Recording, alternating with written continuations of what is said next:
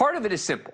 The Georgia runoff was close, but not quite as close as some of the others. Raphael Warnock got 51.4 to Herschel Walker's 48.6. But even on Election Day in November, when the race between Warnock and Walker was even closer, like within 1%, it was still clear there would be a recount and neither candidate would get the necessary 50% the following morning. The county results are transparent and clear. Like last night, we learned early that Georgia's most competitive county, Baldwin, that went for Walker on November 8th, flipped for Warnock in the runoff, which was immediately a bad sign for Walker.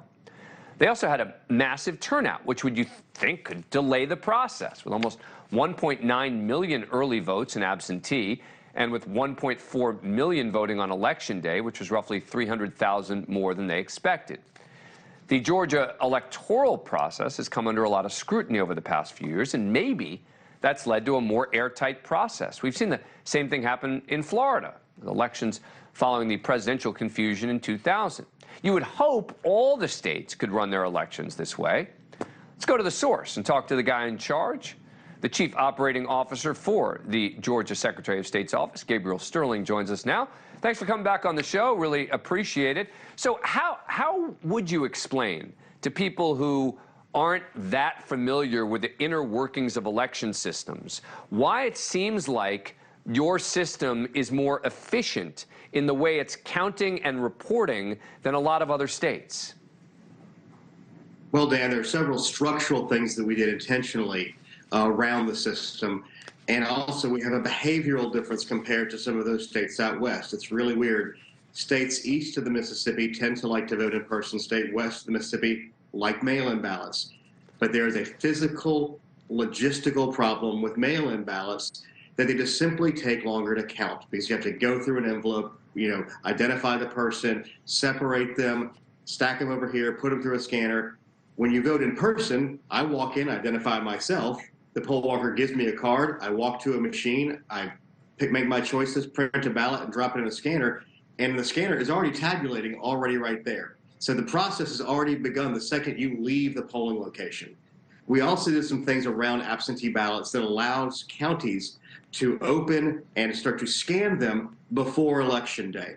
So all they have to do on Election Day is press a button, it tabulates, and you get the results. And those kind of specific logistical functions make our counting a lot faster and more efficient than it is in some other states. And I don't want to criticize other states. They've got their processes, and it works for them. And they've made legal and policy choices to do those.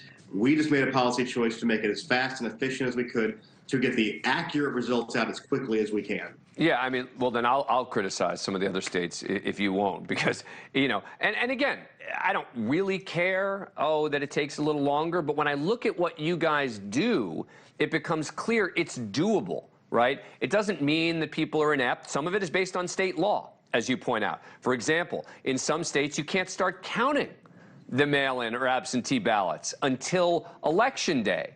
And I would think, based on what you just told me, that is a huge disadvantage, correct?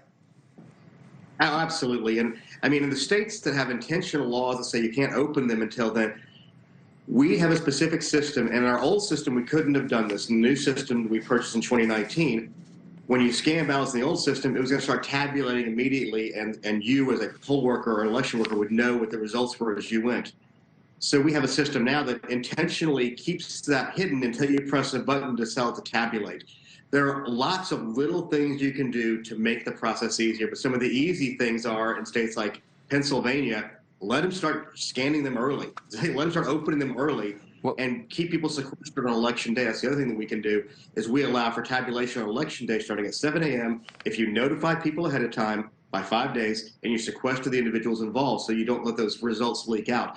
There are ways to do this. It requires good laws, good rules, and well-trained and really good election directors out there doing their jobs. So real quick, I just want to clarify, when you are counting the votes early, which allows you to issue the results much faster, there is no way to know who's winning or losing at that point, right? The counting, the tabulating of who's winning and losing doesn't start until Election Day?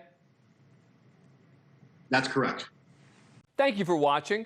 Go to newsnationnow.com to find NewsNation on your cable provider.